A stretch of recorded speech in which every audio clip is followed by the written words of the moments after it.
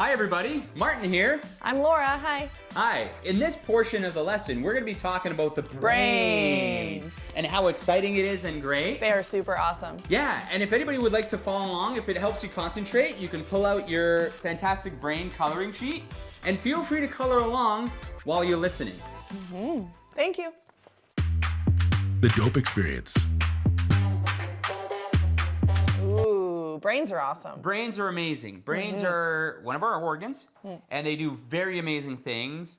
I think it would be very hard to do anything without your brain. Oh, absolutely. Imagine walking around with nothing in your head. I don't even think your legs would work. You would have them, there'd be healthy legs, but you wouldn't even be able to use your legs. Oh, that's absolutely true. What are some of the other things you would not be able to do without your brain? Think of things you can't do without your brain? You couldn't even think about your not having a brain if you didn't have a brain. That's how amazing it is. And it goes through a lot of like different stages in development, and there's different very interesting parts to it that have evolved over many years, many millions of years, in fact. And all living creatures and animals, most of which I guess, have brains of different sizes, different varieties that can do different things. And the human brain, as far as we know, is the most evolved and does some very exciting and interesting things that most of us aren't even aware of. So we all have brains. I think we probably all know a little bit that they are super cool and are kind of involved in everything that we do. But beyond that, we didn't really start knowing much about brains. Like what are they? How did they evolve and how do they work? Yeah, absolutely. Now, one easy way to try to wrap our minds around that is something that's been developed recently, and it's the three brains, or also known as the triune brain. And we're going to get into that right away. And now, before we start that, I would also like to explain that the brain is much more complicated than these three parts, and it's not even, the brain isn't necessarily built that way, but it's just a way of understanding it. So the three parts are the reptilian brain, the limbic brain, and the neocortex. And they sort of build, it's a sort of a layer 1, layer 2, layer 3 sort of thing, and they build off of each other, and they've each evolved over time throughout these millions of years. Now the reptilian brain, which is also called the lizard brain, reptilian brain. Reptilian, lizard, yeah. Lizard, let's call it the lizard brain. The lizard brain is called that way because it's also something that's found in lizards who don't have a brain that's as developed as ours. And that's the part of the brain that's responsible for sort of regulatory things in your body. So things like breathing, heart pumping, blood circulation. You know how when you blink, you don't really think about blinking. It's a sort of an automatic reaction. That's all happening in the lizard brain. There's a whole other slew of things that happen there. It's also responsible for the fight, flight, freeze. The fight, flight, or freeze response, which we will get into in with a little more detail. But that all happens there. It's all our very basic sort of reactions to things and what our body does. Next, the second layer, we're talking about the limbic brain. This is more involves our emotions. It's more the emotional part of our brain, and it deals with things like fear and anxiety and love and yearning and belonging and those sort of things. It's sort of like our emotional response to things, and we also call it the mammalian brain because most mammals will have that part of the brain also developed as much as we do. You would see that in dogs, in wolves, and things like that. They have, they sort of share that thing with us. And next, moving up, we're in the third layer is the neocortex, or the human brain. Now, we have it the most developed as far as we know, and that's the part of the brain that's responsible for calculating, for having abstract thoughts. So to recap, very basic, broad overview of the brain because the brain is super complicated, but to split it into three easy parts, there's the lizard brain. That one lives right at the top of your spine. It keeps track of making your heart pump, your lungs breathe, all of those things that you do automatically that keep you alive without thinking about it. And then you go into your mammalian brain, your monkey brain. That is sort of like the back half of the top of your brain. That is where your emotions live, just like Martin was talking about. It's also things like hand-eye coordination, some of those more complicated functions. And then the very front of your brain is your neocortex. That's your human brain. That is logical reasoning. That is judgment, the fine motor activity, like if you're coloring right now, things that make like the very specific little movements in the ends of your fingers. And also that is the last part of your brain to grow. So depending on your age, your brain is probably still growing. So the last phase is that your neocortex is coming together. It is finishing all of the like thought processes that'll lead you into the rest of your life until you're about 25 years old. So those are the three parts. There's mammal, there's human, and then there's the lizard brain. That's right. Yeah.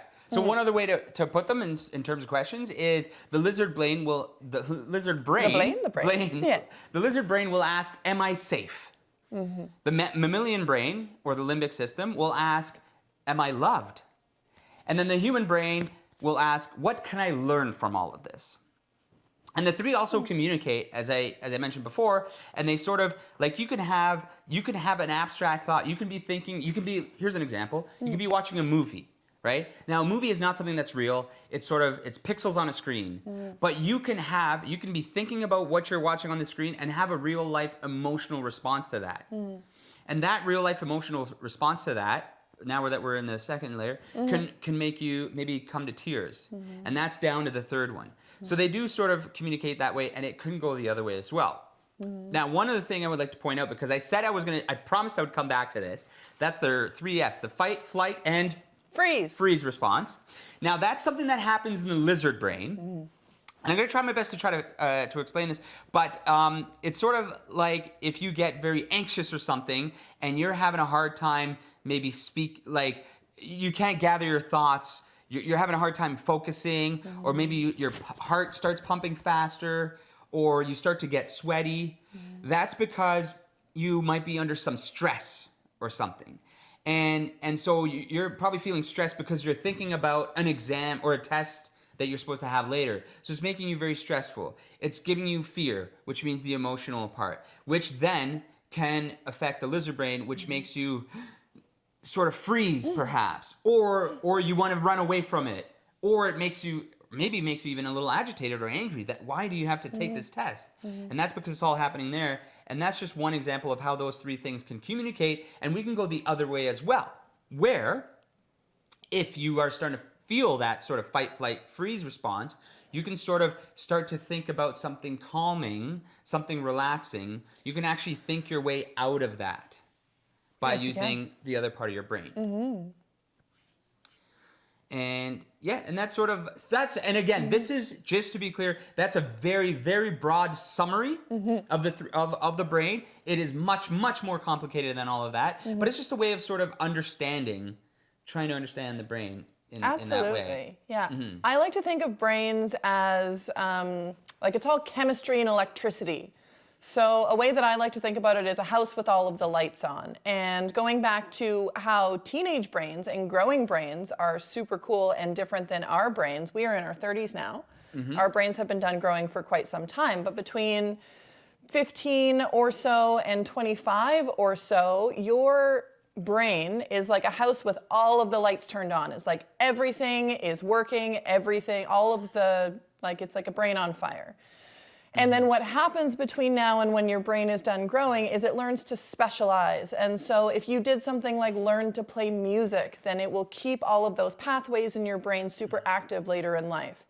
Or if you really like to play sports, all of the things that your brain is concentrating on spending time on between now and the time it's done growing are areas of your brain that the lights will stay on through the rest of your life. Does that mean that you can't ever learn anything new after you turn 25 years old? No, it does not. You can always change your brain. There's this thing called brain elasticity, that they now know that you can change your brain no matter how old you get. They used to say that at a certain point it was kind of done evolving, but it gets a lot harder and it takes a lot more effort. So all of the choices that you make now when your brain is in that specializing mode can really impact how it works for the rest of your life. Absolutely. Yeah, and that's a very good point. Yeah, the brain does keep developing until roughly the age of 25. What we've learned today, not what we used to know before, but today we know that the brain keeps growing and developing up until that point and specializing. And then after 25, it sort of has found its place, but that does not mean it will always stay that way. You can always sort of train your brain and do things. You can work it out like a muscle, you know, you really like work at things. So this is a good time to start talking about substances and the effect they may have on the brain when you start using them. So let's talk about alcohol, perhaps. Absolutely, yeah. So alcohol impacts your brain in reverse order from the way that it has evolved. So as we were talking about earlier, there's the lizard brain, the mammal brain, and the human brain. When alcohol starts working its way through your blood and your body and starts impacting your brain, it starts at the front, at the human brain, and then it moves its way back. If you consume enough alcohol, it'll start impacting your mammalian brain. And then maybe it might even get down to that lizard brain, and that again keeps your heart pumping, your lungs breathing, and your body moving. And so that would be really serious if it gets there. So let's talk about maybe what happens in your human brain first. So if you've had a little bit of alcohol, but you are consuming alcohol, how does that impact your brain? Yeah, so again, like you said, yeah, if you start drinking a little bit, it's going to have a smaller effect, and the more you consume, the more it's going to affect those parts. So starting with the human part of the brain, you might feel a little more relaxed, which is fine. That's not a bad thing. You might sing karaoke really loudly if you're sing, usually shy. Yeah, because normally you wouldn't do that, and it's affecting that first part of the brain that has your rational, sort of logical thinking. And once you start getting a little more drunk and it's affecting that part of the brain a little more, you might have a harder time focusing or concentrate or being able to being able to do math or things like that, or or really ration in a normal way that you normally would. Now moving on, so that's that part of the brain. Then if you're drinking a little more, it could start affecting your the mammalian part of your brain, which is your emotional response, which means you might be quicker to be angry or to be sad. You might have seen someone before that they're getting a little too drunk. They get very emotional. You might suddenly love everyone around you. Absolutely, that as well. You can have that anger, you can have that love, you can also have that sadness where you start to cry. Yeah, and then another thing you could see, yes, that's right, is if people like start stumbling or even slurring their speech, that means that it's made its way down to the lizard brain, starting to shut down part of that third layer, that base, or whichever one it is, that base layer, and that means it might start affecting your motor functions, and it could get as far as like affecting your heart pumping, which should be an automatic thing that happens in your brain. You can actually shut that down. Something that I find really interesting about how alcohol impacts your brain is that if anyone has ever heard of a blackout is when you might wake up, or someone might wake up the next day after consuming a lot of alcohol and not have any memory of what happened. What's really happening in that situation is that your brain never logged those memories. It's not that you forgot, and that is it's called your cerebellum. That files your memories. It is right next to the lizard brain. It's part of the lizard brain. It's right in like the very back of your skull, which is why I'm pointing at the back of my head here. And so it's not that you forgot, it's that you never remembered. And that part of your brain that remembers things is right next to the part of your brain that keeps your heart pumping and your lungs breathing. And so that's pretty serious if someone wakes up and they've had a blackout. And one other thing to notice about the teenage brain and alcohol is that for people like us in our 30s, if we consume way too much alcohol, our bodies will eventually put us to sleep, because that is a survival mode of not being able to consume any more alcohol because we are sleeping. That doesn't happen in young people whose brains are still growing. And so part of the reason why it tends to be young people who end up, for example, in the hospital getting their stomachs pumped, or maybe even overdosing on alcohol, is because that hasn't kicked in yet, because your brain is still growing and developing, and it hasn't developed that ability to shut your body down before it takes damage from alcohol. Yeah, absolutely. So one thing to remember is when experimenting or trying different new and exciting substances, which I'm sure are going to be available at some point in your teenage years, it's always good to remember to sort of try to hold off as long as you can. Start low, go slow, but try your best to not oversaturate your brain with these substances, because it's in a very vulnerable state that's developing in a very exciting way, and it can have some effects on that. Exactly. Yeah. So to recap, we're saying that brains are awesome.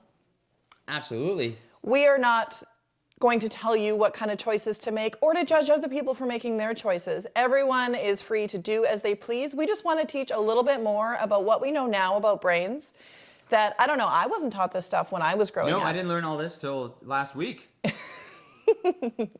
And so your brain is still growing until you're 25. The choices you make now can have more of an impact later into life. And so just think about that. Just know that when you're making your choices.